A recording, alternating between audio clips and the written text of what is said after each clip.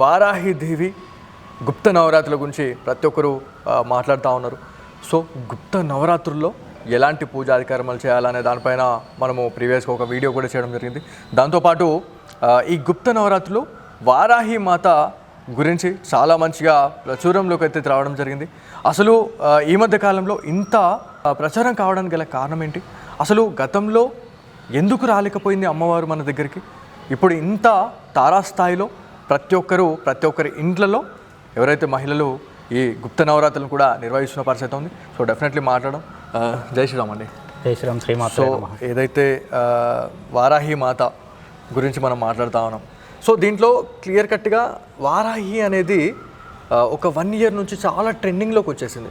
Andhra Pradesh deputy CM Pawan Kalyan గారు తన వారాహి రథంతో ప్రజలలోకి వెళ్ళారు.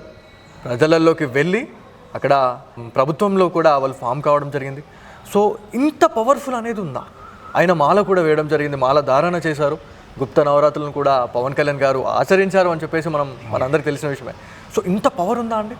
మీరు ముందుకు చెప్పినట్టు ఇది ప్రచురణలోకి రావడానికి గల కారణాలు ఈ వారాహి నవరాత్రులు కావచ్చు, వారాహి ఆలయాలు కావచ్చు. మనకు వారణాసిలో, తర్వాత అస్సాం, కల్కటా, తర్వాత వచ్చేసి ఒరిస్సా ప్రాంతాల్లో ఈ ఆలయాలు ఉన్నాయి. తర్వాత అక్కడి నుంచి తమిళనాడు, కర్ణాటక ప్రాంతంలోకి కూడా రావడం జరిగింది.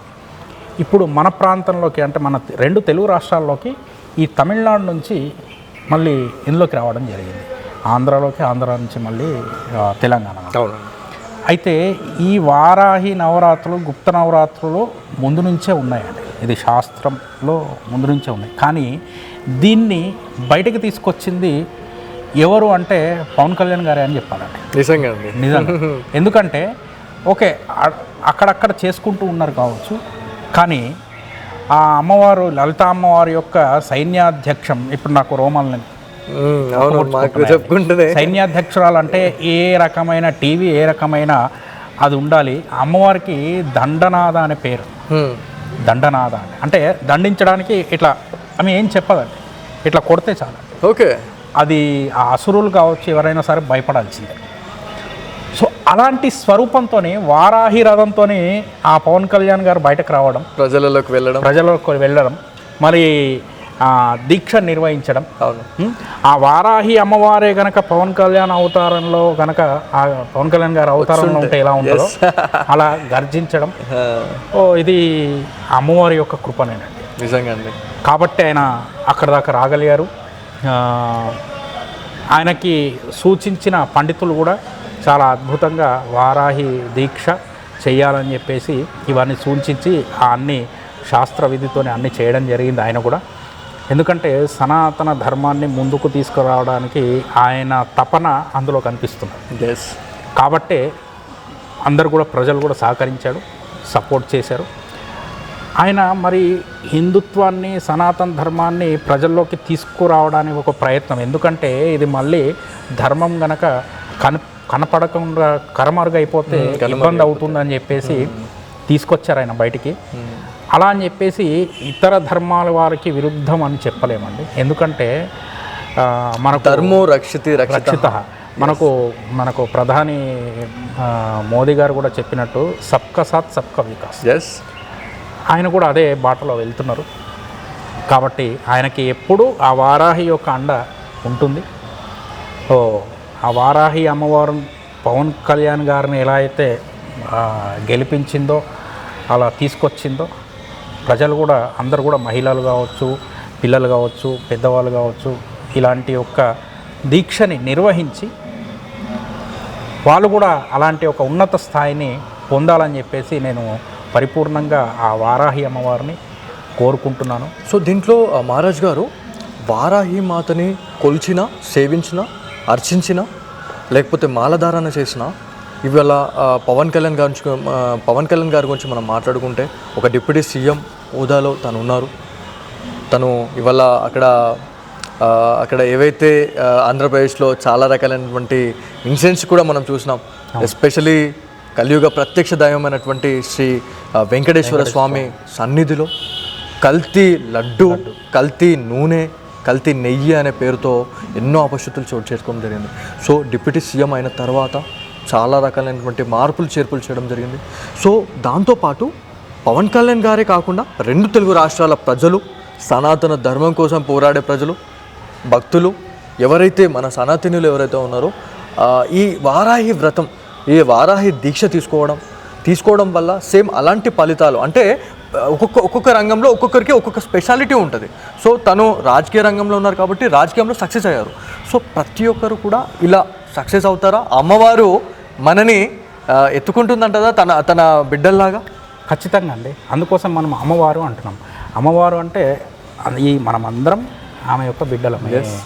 సో ఇక్కడ మీరు గ్రహించాల్సింది ఏంటంటే ఆయన పని రాజకీయం అండి, నా పని జ్యోతిష్యం కావచ్చు, ఇంకెవరి పని వ్యాపారం కావచ్చు, వ్యవసాయం కావచ్చు, వ్యవహారం కావచ్చు, ఎలాంటి పనిలోనైనా నేను ఇంతకుముందు మీకు చెప్పినట్టు మన మైండ్ సెట్లోనే అమ్మవారు. అంటే కార్యాన్ని ముందు నిర్వర్తించడానికి సంకల్పం తీసుకోవడం, తర్వాత దాని గురించి ప్రణాళిక వేయడం, తర్వాత కార్యాన్ని ముందుకు తీసుకెళ్ళడం. ఈ కార్యాన్ని ముందుకు తీసుకెళ్లే పనే వారాహి అమ్మవారు. ఓకే. కాబట్టి మనము ఆ లలితామ్మవారి స్వరూపంలో కార్యాన్ని అంటే దాల్చి దాన్ని సంకల్పం తీసుకోవాలి. శ్యామలాదేవి స్వరూపంలో మన యొక్క శక్తి ప్రణాళిక వేయాలి. తర్వాత ఆ వారాహి అమ్మవారి ఒక స్వరూపంలో దాన్ని ఆ కార్యాన్ని ముందుకు తీసుకెళ్ళడానికి ఆ అమ్మవారి యొక్క దండనాథ అన్నట్టు ఆ దండం పట్టుకొని, అంటే దండం పట్టుకోవడం అంటే మనకు దుష్టశక్తులు చేరకుండా, అంటే దుష్టశక్తులు చేరకుండా అంటే ఇక్కడ మనకు అమ్మవారు దుష్టశక్తులకు దూరంగా ఉంటుంది. అంటే దూరంగా ఉంటుందంటే అమ్మవారిని చూసి వాళ్ళే ఆ దుష్టశక్తులు పారిపోతాయి. కాబట్టి అందుకోసం మనం వారాహి అమ్మవారి యొక్క దీక్ష మనకు అందులో ఆషాఢ మాసం అమావాస్య అయిపోయాక పాడ్యమి నుంచి 9 రోజులు అమ్మవారి యొక్క గుప్త నవరాత్రులు. అలానే మనకు దుర్గా నవరాత్రుల తర్వాత కూడా శ్యామలా నవరాత్రులు అని సరస్వతీదేవి, అంటే శ్యామలాదేవి మంత్రిని, వారాహిదేవి సైన్యాధ్యక్షురాలు. కాబట్టి వీళ్ళిద్దరి యొక్క అండ ఉంటూ ఆ లలితా పరమేశ్వరి యొక్క కృప అందరిపైన ఉండాలి. కాబట్టి అందరూ కూడా ఈ నవరాత్రుల్ని ఆ వారాహి అమ్మవారిని తలుచుకుంటూ స్మరించుకుంటూ పూజ ఇత్యాది కార్యక్రమాలు వాళ్ళ యొక్క ఆరోగ్యాన్ని చూసుకుంటూ నిర్వర్తిస్తే ఖచ్చితంగా అమ్మవారి యొక్క కృప. మహారాజ్ గారు, దీంట్లో అమ్మవారి గురించి మాట్లాడుకుంటే సర్వ సైన్యాధ్యక్షురాలిగా తను ముందుండి దేవతలందరికీ కూడా మార్గం చూపించిన దేవతగా మనం చెప్తా ఉన్నాం. ఆ అమ్మవారిని మనం ఇంట్లో పెట్టి పూజిస్తే మనం తట్టుకోగలుగుతామా అనేది కూడా చాలామంది చెప్తా ఉన్నారు. అంటే కొంతమంది సోషల్ మీడియా వేదికగా చాలామంది వాళ్ళకి వచ్చినట్టుగా నచ్చినట్టుగా చెప్తా ఉన్నారు. అమ్మవారిని మీరు భరించలేరు, చాలా పవర్ఫుల్, పంచలోహ విగ్రహాన్ని కూడా మనం ఒక చిన్న విగ్రహం తెచ్చుకొని మనం పూజించినా కూడా మీరు తట్టుకోలేరు అని చెప్తా ఉన్నారు. అంటే అన్ని దేవుళ్ళ కన్నా ఈ వారాహి దేవత ఎందుకు ఇట్లాంటి భయాన్ని రేకెత్తిస్తున్నారు బయట అనే దాని గురించి, సో దీని గురించి ఏం చెప్తారు? అంటే యుద్ధ స్వరూపం కాబట్టి, అంటే యుద్ధం చేయడానికి ఆ వారాహి యొక్క శక్తి కావాలి కాబట్టి అందరు భయపెడతా ఉన్నారు. కానీ ఎవరు కూడా భయపడాల్సిన అవసరం లేదు. అమ్మ ఎవరికైనా అమ్మ ఎవరికైనా అమ్మనే.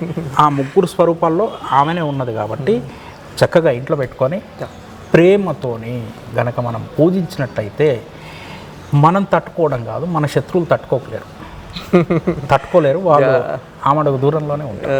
కాబట్టి ఖచ్చితంగా ఇంట్లో పెట్టుకోవచ్చు, ఇబ్బంది ఏం లేదు. చిత్రపటం పెట్టుకోవచ్చు, విగ్రహం ఉంటే కూడా పెట్టుకోవచ్చు. అందరూ అంగుష్ట మాత్రం విగ్రహం ఉండాలి, పెద్దగా ఉండరు, చిన్నగా ఉంటారు చాలా మంది అంటున్నారు. కానీ ఏం లేదండి, మనం ప్రేమతోని నిత్య నివేదన, అంటే మనం వండుకునే వంటనే అమ్మవారికి కనుక నైవేద్యం పెట్టి తింటే ఎంత పెద్ద విగ్రహం పెట్టుకోవచ్చు. నిజంగా అండి, అవును. సో దీంట్లో ఇంకొక విషయం గురించి మాట్లాడుకుంటే అమ్మవారికి ప్రీతికరమైనటువంటి నైవేద్యాలు, భూమి లోపల పండినటువంటి ఏవైతే దుంపలు ఏవైతే ఉన్నాయో అవి చాలా ఇష్టం అని చెప్పి చెప్తా ఉన్నారు. సో కందగడ్డలతో దీపం ముట్టియడం కావచ్చు, లేకపోతే అమ్మవారికి అసలు ఎలా ఉంటుంది గురుగారు? కంద దీపం అంటే కంద అంటే భూమి లోపల పుడుతుంది, అంటే అమ్మవారి యొక్క స్వరూపం వరాహ స్వరూపం. అవునండి, వారాహి. ఎస్. అంటే మనకిక్కడ అందరూ కూడా దీన్ని తప్పుగా అనుకుంటున్నారు, అంటే పంది స్వరూపం కాదండి. అవును, చాలా మంది అనుకుంటున్నారండి. అంటే కాదు, వరాహ రూపం అడవి యొక్క కోలము అంటే ఆ అడవి ఏదైతే జంతువు ఉంటుందో అవును. ఆ జంతువు కూడా మూతి ముందరకుండి 2 పండ్లు ఉంటాయి. ఎస్. ఈ ఎందుకు ఉంటాయంటే భూమి లోపలికి చొచ్చుకెళ్ళిపోతుంది. అది భూమి లోపలికి చొచ్చుకెళ్ళిపోయి ఆ దుంపలు తింటుంది. అవునండి. కాబట్టి అమ్మవారి స్వరూపం అది కాబట్టి, ఆ భూమిని ఉద్ధరిస్తున్నది కాబట్టి ఆ అమ్మవారు భూమాతనే.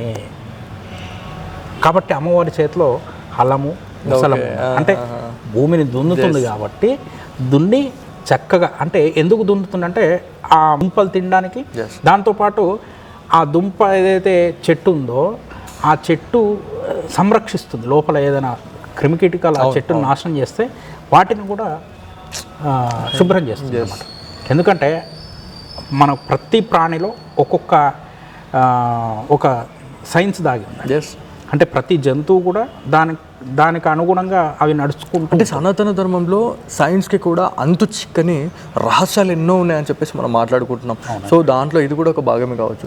సో రానున్న రోజుల్లో ఈ వారాహి మాత గుప్త నవరాత్రులు ఎలా జరగబోతా ఉన్నాయి అంటే ఒక 5-6 ఇయర్స్ బ్యాక్ అవ్వచ్చు, ఒక 10 ఇయర్స్ బ్యాక్ దేవి శరన్నవరాత్రి ఉత్సవాలు ఏదో నామమాత్రంగా ప్రతి గ్రామంలో అమ్మవారిని దుర్గామాత రూపంలో ఏవైతే విగ్రహాలు పెట్టుకొని మనం పూజిస్తుండే. కాకపోతే ఈ 10 డేస్లో ఈ 10 ఇయర్స్లో చాలామంది సనాతన ధర్మంలో రావడం, దాంతోపాటు మన ధర్మాన్ని మనమే కాపాడుకోవాలనే ఒక మోటోతో దాంతోపాటు మాలధారణ చేస్తూ ఉన్నారు. సో దుర్గామాత టైంలో, దేవి శరణావతి టైంలో ఎవరైతే చాలా వేలాది మంది, లక్షలాది మంది తెలుగు రాష్ట్రాల ప్రజల్లో మనం వింటున్నాం, దాదాపు 20 నుంచి ఒక 50 లక్షల మంది మాలధారణ చేస్తూ ఉన్నారు. రానున్న రోజుల్లో ఈ వారాహి మాత గుప్త నవరాత్రులు కూడా అయ్యే అవకాశం ఉందంటారా? ఖచ్చితంగా అండి. శరన్నవరాత్రుల లాగానే రానున్న రోజుల్లో కూడా ఇంకో 5 సంవత్సరాల్లో ఇది పెరిగే అవకాశం ఉంది. 2 తెలుగు రాష్ట్రాల్లోనే పెరుగుతుంది. పెరిగి శరన్నవరాత్రుల లాగానే ఈ ఆషాఢంలో కూడా ఈ నవరాత్రులు ఘనంగా అందరూ కూడా గ్రామాల్లో కావచ్చు లేకపోతే పట్టణాల్లో జరుపుకునే యొక్క సమయం ముందర రాబోతున్నది. మామూలు సమయం కాదండి. అందరు కూడా ఈ 5 సంవత్సరాల్లో దీని గురించి అవగాహన చాలా తెలుసుకుంటారండి. మేము కూడా దీన్ని ముందుకు తీసుకెళ్లే ప్రయత్నం చేస్తున్నాము. ఎందుకంటే మా ఇంటి దేవత అమ్మవారు స్వయాన లలిత అమ్మవారు, శివుడు. కాబట్టి మాకు లలిత ఉపాసన ఉంటుంది. కాబట్టి ఈ వారాహి తర్వాత శ్యామల, ఈ ఇద్దరు దేవతలు మంత్రిని, సైన్యాధ్యక్ష ఇద్దరిని చేతిలో పట్టుకొని ఆ అమ్మవారు ఎలా అయితే కార్యాన్ని నిర్వహిస్తూ ఉంటుందో అలా మేము కూడా ధర్మాన్ని ప్రచారం చేస్తూ ఈ అమ్మవారి యొక్క విశిష్టతని, ఈ గుప్త నవరాత్రుల్ని ముందుకు తీసుకెళ్లాలని చెప్పేసి ఎలా అయితే మనకు పవన్ కళ్యాణ్ గారు తీసుకొచ్చారో అలా మేము కూడా వెళ్ళాలని చెప్పేసి ఒక సంకల్పం చేసి ఉన్నాం. రానున్న రోజుల్లో దాన్ని ప్రజల్లోకి ఖచ్చితంగా తీసుకెళ్తాం. చాలా ధన్యవాదాలు మహారాజ్ గారు, చాలా మంచి ఇన్ఫర్మేషన్ ఇచ్చారు. ఆశీస్సులు.